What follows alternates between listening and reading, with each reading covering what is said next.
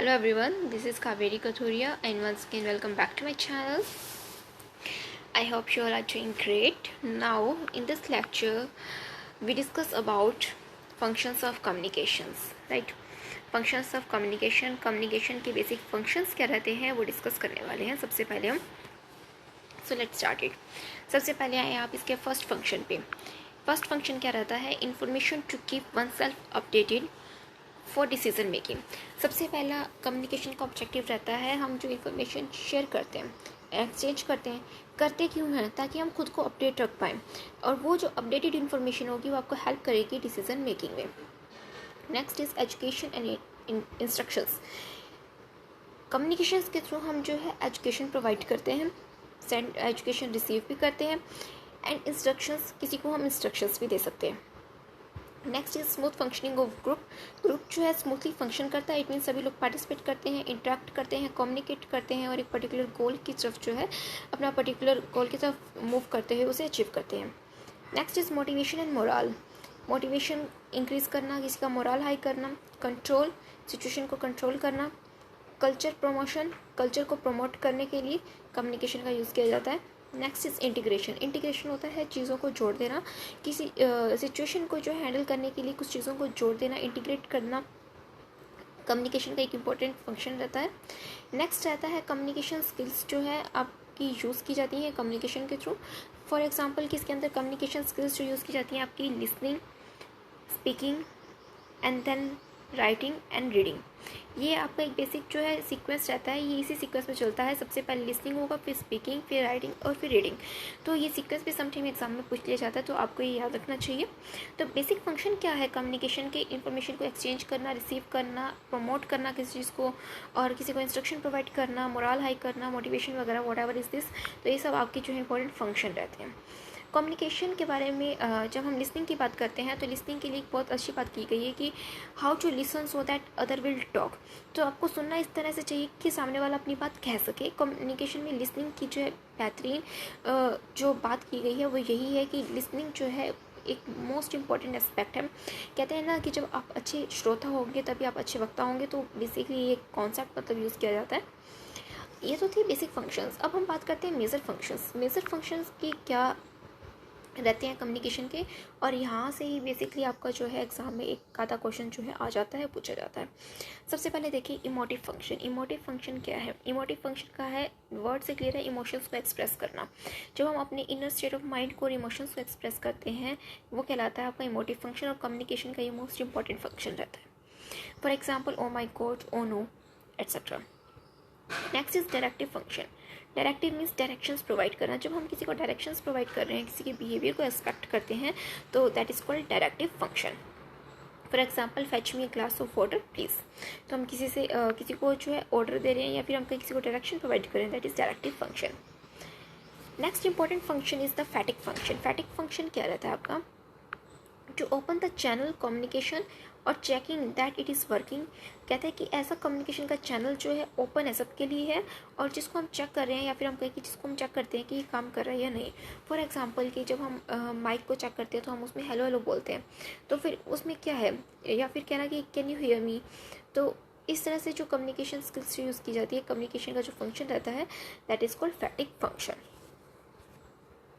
Next is poetic function. Poetic function भी जो है कम्युनिकेशन का इंपॉर्टेंट एस्पेक्ट रहता है. इसके अंदर जो है अगर किसी बात को कहना हो तो एक नॉर्मल पर्सन जो है एक साधारण सी लैंग्वेज में कहता है, साधारण शब्दों में कहता है, लेकिन अगर एक पोइट अगर उसी शब्द को कहेगा तो एक बहुत ही अच्छे तरीके से कहता है, एक मतलब एक लय में कहता है. तो एक पोएटिक फंक्शन भी जो है यूज़ किया जाता है. इसको हम एक एग्जाम्पल के थ्रू समझते हैं. सी यहाँ पर क्या कहता है कि अगर हमने कहना हो तो हम सिंपल कहेंगे द ग्रेट अशोका, लेकिन अगर इसी बात को एक पोइट कहेगा तो वो एक डिफरेंट वे में कहता है अशोका द ग्रेट. तो इट मीन्स कि जो पोइट है वो किसी भी बात को एक बहुत ही बेहतरीन तरीके से कहता है. तो पोइटिक फंक्शन भी कम्युनिकेशन का इंपॉर्टेंट फंक्शन रहता है. Next is referential function. Referential function क्या कहता है कि रेफर टू एनी मैसेज, किसी मैसेज को रेफर करना that is constructed to convey information, जो कंस्ट्रक्ट किया गया है कोई पर्टिकुलर इन्फॉर्मेशन को कन्वे करने के लिए, that is called referential function. Next point is metalinguistic function. Metalinguistic function क्या रहता है? मेटालिंग्विस्टिक का मतलब होता है कि जब हम लैंग्वेज को यूज़ करते हैं लैंग्वेज के बारे में बात करने के लिए, right, when language is use to speak about language, जब हम लैंग्वेज को यूज़ कर रहे हैं लैंग्वेज के बारे में बात करते हुए, that is called metalinguistic function. For example जैसे ग्रामर होता है और डिक्शनरी होता है, इसके अंदर क्या होता है, ग्रामर में हम जो है लैंग्वेज के बारे में सीखते हैं, तो उसी लैंग्वेज के बारे में बात की जाती है लेकिन एक पर्टिकुलर लैंग्वेज के थ्रू, तो क्या कहलाता है, that is metalinguistic function. Next is contextual function. Contextual function क्या होता है, किस चीज़ के बारे में, किस संदर्भ में बात की गई है।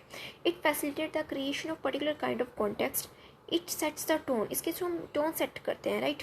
For example, right let's start the meeting now, तो ये क्या है कि एक टोन जो है चेंज हो जाएगी, किसी बात को करने का जो टोन है वो चेंज हो जाता है, किस संदर्भ में बात की जा रही है, पोलाइटली बात कर रहे हैं, अथॉरिटेटिवली बात कर रहे हैं, तो वो भी अफेक्ट करता है, वो भी कम्युनिकेशन का एक इम्पोर्टेंट फंक्शन है। Next is heuristic function. Heuristic function का क्या मतलब होता है, जब हम लैंग्वेज को यूज़ कर रहे हैं टू गेन नॉलेज, नॉलेज को गेन करने के लिए या कुछ लर्न करने के लिए, कुछ सीखने के लिए, या एक्सप्लोर द इन्वायरमेंट, जब हम इन्वायरमेंट को एक्सप्लोर करते हैं।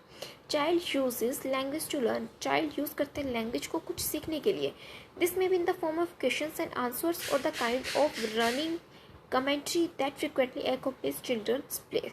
इट मीन्स कि जब बच्चे जो है खेलते हुए कुछ सीखते हैं तो वो क्या है, लर्निंग बाय डूइंग है, किसी काम को करते करते सीखना, तो वो क्या है, ह्यूरिस्टिक फंक्शन। इस तरह के फंक्शंस भी है, कम्युनिकेशन का इंपॉर्टेंट पार्ट रहता है। तो ये थे आपके कम्युनिकेशन के कुछ इंपॉर्टेंट फंक्शंस। कुछ एडिशनल फंक्शंस हैं वो भी हम देख लेते हैं। सबसे पहले है डिनोटेशन एंड कॉनोटेशन। डिनोटेशन क्या मतलब है, डिक्शनरी। इट मीन्स अगर आप किसी चीज़ का मतलब जानना चाहते हैं तो जो मतलब आपको डिक्शनरी में दिया गया है एग्जैक्ट मीनिंग, तो उसे हम क्या कहते हैं, डेनोटेशन। For example, if you look up the word snake in the dictionary, you will discover that one of its denotative meaning is any of numerous causally legless, sometimes venomous reptile having a long tapering and cylindrical body and found in the most tropical and temperature region। तो मतलब क्या है कि हम जानना चाहते थे simple सा स्नैक का मीनिंग कि स्नैक होता क्या है, और डिक्शनरी में जो जिस वे में उसे एक्सप्रेस किया गया है, वहाँ पर जो मीनिंग एक्सप्रेस किया गया उसे हम क्या कहते हैं, डेनोटेशन। इट मीन्स किसी भी शब्द का जो है डिक्शनरी डेफिनेशन जाना, दैट इज कॉल्ड डेनोटेशन। एक होता है कॉनोटेशन। कॉनोटेशन का मतलब क्या होता है, that are connected to a certain word और emotion suggestions related to that word. किसी वर्ड को हम इमोशंस के थ्रू जब एक्सप्रेस करते हैं, दैट इज उसका जो मीनिंग निकालते हैं वहाँ से, that is called connotation meaning. दो वर्ड है, डेनोटेशन एंड कॉनोटेशन। डेनोटेशन होता है कि डिक्शनरी मीनिंग, कॉनोटेशन होता है जो हम अपने इमोशंस के थ्रू एक्सप्रेस करते हैं, that is connotation meaning. Next is smile. Communication का एक इंपॉर्टेंट फंक्शन रहता है, that is smiling. This is not smile, this is smiley. Smile is the comparison between two dissimilar objects. Dissimilar objects के बीच का comparison कर रहे हैं using a word like, as और like to connect them. It means दो चीज़ों को connect करनी है, किसके थ्रू compare करके, like, as और like to को use करते हुए। For example, if you say, अगर आप ये बात कहते हैं, if you say my boyfriend is like a watermelon in the summer, तो मतलब क्या है, यहाँ पे एक एग्जाम्पल दिया है आपको कि हम जो है कंपेयर कर रहे हैं किसी पर्सन को, यहाँ पर कंपेयर कर रहे हैं किससे, वाटरमेलन से। तो लाइक एस या लाइक ए, लाइक टू, इस टाइप के जो वर्ड्स यूज़ किए जाते हैं तो उसका कंपैरिजन जो है क्या कहलाता है, स्माइली। एक और एग्जाम्पल देखें, you are angry at him and say he is like an typhoon in the house. Like हम कंपेयर कर रहे हैं किसी के नेचर को, he is like a typhoon in the house, तो वो क्या है कि लाइक एज, लाइक ए, इस टाइप के वर्ड यूज़ करके जब कंपैरिजन करते हैं, that is called smiling. Next is metaphor. Metaphor क्या कहता है, is a similar to smiley, इस स्माइली के सिमिलर है, except that metaphor compare to similar this object without using the word like and और लाइक।